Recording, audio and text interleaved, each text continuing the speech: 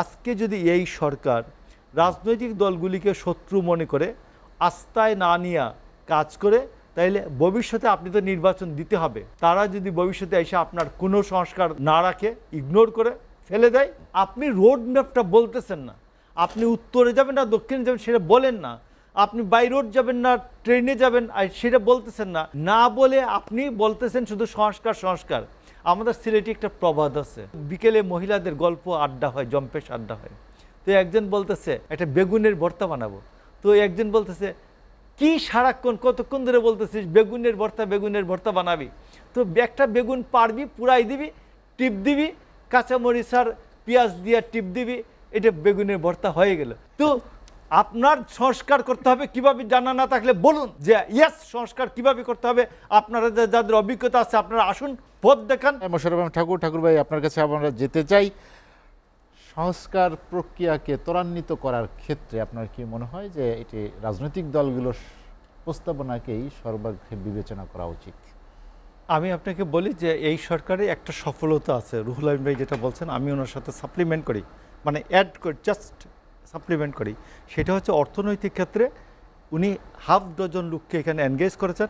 এরা প্রত্যেকেই অর্থমন্ত্রী হওয়ার যোগ্যতা রাখেন। যেমন বাংলাদেশ ব্যাংকের গভর্নর বলেন, অর্থ উপদেষ্টা বলেন, শিক্ষা উপদেষ্টা ওয়াহিদুদ্দিন মোহাম্মদ, এরা সবাই দে আর ভেরি মাচ কম্পিটেন্ট আমাদের দেশের জন্য, ইন্টারন্যাশনালি এরা কম্পিটেন্ট। তো এইটা রক্তক্ষরণ থেমেছে, এটা একটা ভালো উদ্যোগ। কিন্তু সংস্কারের সূচনায় যে পদক্ষেপগুলি নেওয়া যেত, আমি আপনাকে বলি, যেমন গতকালকে সারা ঢাকা শহর অচল ছিল চাকরির বয়সসীমা। আরে চাকরির বয়সসীমা পরশুদিন, চাকরির বয়সসীমা আপনি মনে করে দেন 91 সালে বেগম খালেদা জিয়া এসেই প্রথম যে ডিসিশনটা নেন সেটি হলো 5,000 টাকা পর্যন্ত কৃষি ঋণ সুদ আসলে মৌকুফ। চাকরির বয়সসীমা 27 থেকে 30, শেষ, সবাই হ্যাপি, কেউ তো কারোর দ্বিমত ছিল না। এটা উনি বলছেন কারোর দ্বিমত নাই, এই কাজটা করে ফেললাম।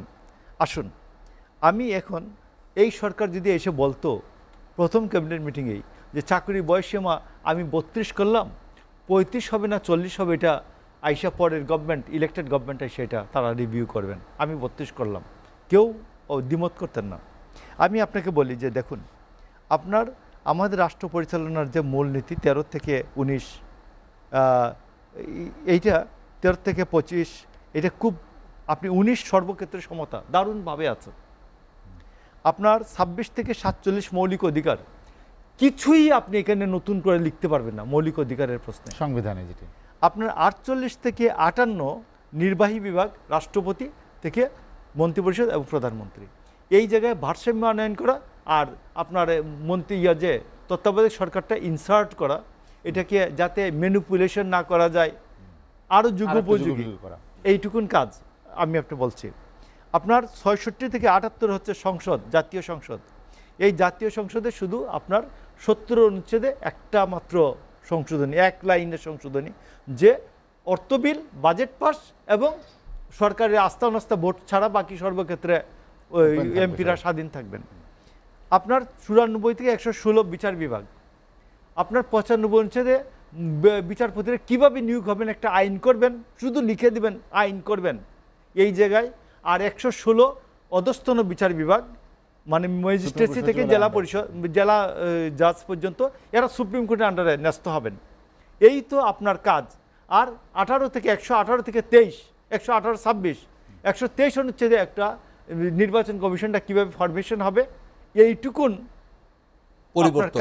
পরিবর্তন কাজ। আমি আপনাকে মুখস্থ বললাম। তো এইটা আজকে হয়তো এখন বিএনপির 31 দফা আছে। আপনি বিএনপির 31 দফা আছে, তো আপনার 46 দফা ইয়ার কাছে রাষ্ট্রপতির কাছে দেওয়া আছে কমিউনিস্ট পার্টির। আপনার বদিল আলম মজুমদারের একটা জাতীয় সনদ উনি সারাক্ষণ বলতেন, আপনার এখানে বলছেন বহুবার মনে হয়। তো এই 3টা কাগজকে একত্র করে আপনি বলেন না, রুহুল আমিন ভাইকে বলেন যে আপনি আমাদেরকে এটা সবগুলি কাজ একত্র করে কম্পাইলিং করে আপনি আমাদের কাছে উপস্থাপন করেন।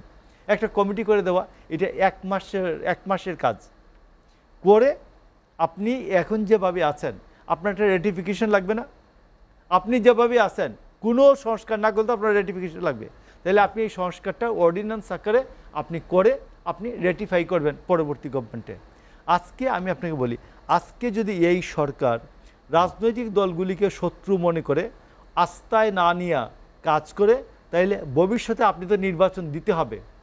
তারা যদি ভবিষ্যতে এসে আপনার কোনো সংস্কার না রাখে, ইগনোর করে ফেলে দেয়, তাইলে আপনি এদের সবাইকে আস্থায় নেবেন, আলোচনা করবেন। বিএনপির 31 দফা, কমিউনিস্ট পার্টির 46 দফা, অন্যান্য রাজনৈতিক দলের কী এই প্রস্তাবনা আছে, এইগুলো নিয়ে আপনার কাছে কম্পিটেন্ট লোকজন আছে, আপনি এদেরকে নিয়ে কাজ করে একটা সংস্কার প্রস্তাব করেন এবং এটাকে জাতীয় সনদ আকারে সবাই, সকল রাজনৈতিক দল স্বাক্ষর করবেন যে আমরা যেই ক্ষমতায় আসি না কেন আমরা এটা বাস্তবায়ন করব। এইটা হচ্ছে সংস্কারের মূল কথা আমি আপনাকে বলছি। তো এই জন্য আপনাকে যে আমরা বলছি যে আপনি ঠাকুরগাঁ যে দিনাজপুর যেতে চান না চট্টগ্রাম যেতে চান, উত্তরে যেতে চান না দক্ষিণে যেতে চান, আপনি বলুন। আপনি বাই প্লেন যেতে চান না ট্রেনে যেতে চান না বাই রোড যেতে চান, আপনি বলুন। আমাদের যাদের রাষ্ট্র পরিচালনার অভিজ্ঞতা আছে তারা বলবেন যে আপনি বাই রোড গেলে সুবিধা হবে না ট্রেনে গেলে সুবিধা হবে না কিভাবে গেলে সুবিধা হবে।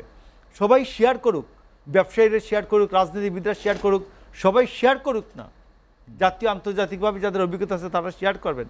দেন আপনি রোড ম্যাপটা বলতেছেন না, আপনি উত্তরে যাবেন না দক্ষিণে যাবেন সেটা বলেন না, আপনি বাই রোড যাবেন না ট্রেনে যাবেন আর সেটা বলতেছেন না, না বাই প্লেন যাবেন সেটা বলেন না, না বলে আপনি বলতেছেন শুধু সংস্কার সংস্কার। আমাদের সিলেটে একটা প্রবাদ আছে, দারুণভাবে একটা প্রবাদ। তো এক বিকেলে মহিলাদের গল্প আড্ডা হয়, জম্পেশ আড্ডা হয়।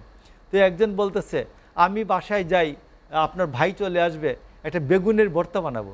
তো একজন বলতেছে কি সারাক্ষণ কতক্ষণ ধরে বলতেছিস বেগুনের ভর্তা বানাবি, তো একটা বেগুন পারবি, পুরাই দিবি, টিপ দিবি, কাঁচামরিচ আর পেঁয়াজ দিয়ে টিপ দিবি, এটা বেগুনের ভর্তা হয়ে গেল। মায়া এতক্ষণে শিখলাম। তো আপনার সংস্কার করতে হবে কিভাবে জানা না থাকলে বলুন যে ইয়েস সংস্কার কিভাবে করতে হবে। আপনারা যাদের অভিজ্ঞতা আছে আপনারা আসুন, পথ দেখান, আপনারা আমাদের সাহায্য করুন। আমরা যে নিরঙ্কুশ সমর্থন দিচ্ছি, 1 মিনিট আমি 30 সেকেন্ড শেষ করে, আমরা যে নিরঙ্কুশ সমর্থন দিচ্ছে, এই নিরঙ্কুশ সমর্থন যেন ব্যর্থতায় পর্যবসিত না হয়, আপনি যেন পরবর্তীতে ব্যর্থ না হন। আপনি ব্যর্থ হয়ে গেলে প্রফেসর ইউনূস আমরা সবাই ব্যর্থ হয়ে যাব, আমাদের এই জাতি ব্যর্থ হয়ে যাবে, আমাদের জাতি 50 বছরের যে উদ্দীপনা উৎসাহ এটা ধ্বংস হয়ে যাবে। আপনার কথার সূত্র ধরেই আপনি যেটি বললেন যে কোথায় যেতে চান, কি করতে চান সেটি বলেন না কেন বলেন? এটা কেন বলেন না? ডক্টর ইউনূস বিশ্ববরেণ্য ব্যক্তি, তিনি নিশ্চয়ই জানেন কেন বলেন না। নিশ্চয়ই তার কোনো সুবিধা অসুবিধা তো আছে এখানে। তবে আমরা বলি, আমরা 31 দফায়, প্রথম 27 দফা ছিল, তারপরে ডান বাম একসাথে বসে এরা সবাই মিলে আবার আরও এটাকে 31 দফা বানালো। 31 দফায় স্পষ্টায়ন করা হলো যে 2 বারের বেশি কেউ প্রধানমন্ত্রী হবেন না। দ্বিকক্ষ বিশিষ্ট পার্লামেন্ট, যেমন সিনিয়র সিটিজেনরা এরা রাষ্ট্রে কীভাবে অবদান রাখবেন, দ্বিকক্ষ বিশিষ্ট পার্লামেন্ট, প্রধানমন্ত্রী রাষ্ট্রপতির ক্ষমতার ভারসাম্য, এইটা করা, এইটুকুন কাজ। আমি আগে যেটুকুন বললাম এইটুকুন আপনি যোগ করলে আপনার কাছে কিন্তু খুব বড় সংস্কারে কিছু থাকে না।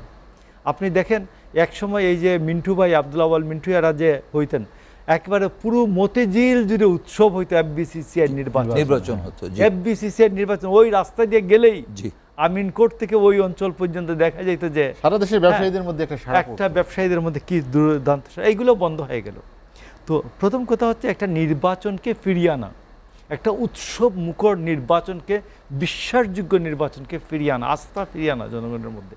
আমি যাকে ভোট দেবো সে আমার প্রতিনিধি হবে, এই বিশ্বাসটা ফিরিয়ে আনা, এটা হলো বড় সংস্কারের মূল টার্গেট। আরেকটা হচ্ছে আমি আপনাকে বলি যে আজকে এই দিনে আমি হতাশ নই।